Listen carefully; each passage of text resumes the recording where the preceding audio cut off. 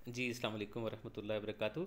आज हम प्रेरेक्विजिट्स of vicarious liability को पढ़ने जा रहे हैं। यानी वाइकेरियस लाइबिलिटी का मतलब ये हुआ कि किसी एक शख्स की रॉन्ग डूइंग का जो उनसे रिस्पॉन्सिबिलिटी है वो किसी दूसरे शख्स के ऊपर शिफ्ट कर दी जाए, उसको इसका ज़िम्मेदार करार दिया जाए ताकि वो एक्शन उसके ऊपर लाई करे और वो इसकी ज़र तलाफ़ी दे, इसकी भरपाई करे।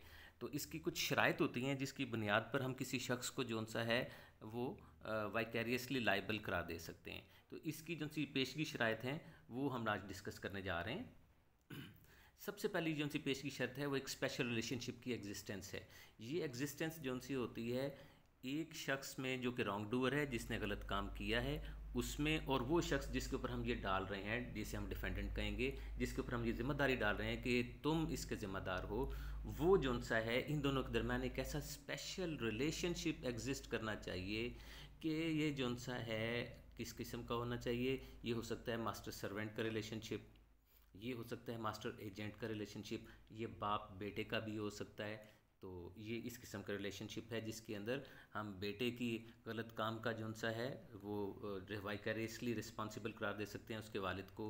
हम नौकर के जौन से हैं रॉन्ग डूइंग का जौन सा है कर सकते हैं उसके मालिक यानी कि मास्टर को। हम इसी तरह एजेंट जौन सा है उसकी रॉन्ग डूइंग का जौन सा रिस्पॉन्सिबल करार दे सकते हैं उसके मालिक यानी कि मास्टर को। तो आगे हम देखते हैं कि दूसरी प्रेरेक्विजिट क्या है।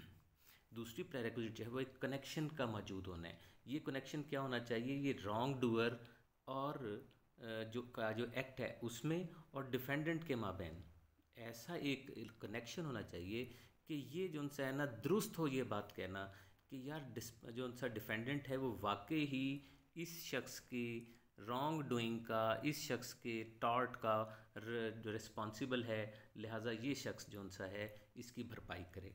अब इस चीज़ को आप इस तरह देख सकते हैं, आमतौर पर गाड़ियों में एक्सीडेंट हो जाते हैं, ड्राइवर जौन सा होता है वो गलत तरीके से ड्राइविंग कर रहा होता है, मालिक जौन सा होता है वो दूर कहीं बैठा हुआ होता है, लेकिन जब गाड़ी के जौन से है कोई शख्स करता है कि इस गाड़ी की रैश ड्राइविंग की वजह से मुझे नुकसान हुआ है, तो ड्राइवर की बजाय जौन सा है वो रिस्पॉन्सिबिलिटी गाड़ी के मालिक के ऊपर पे कर दी जाती है, डाल दी जाती है।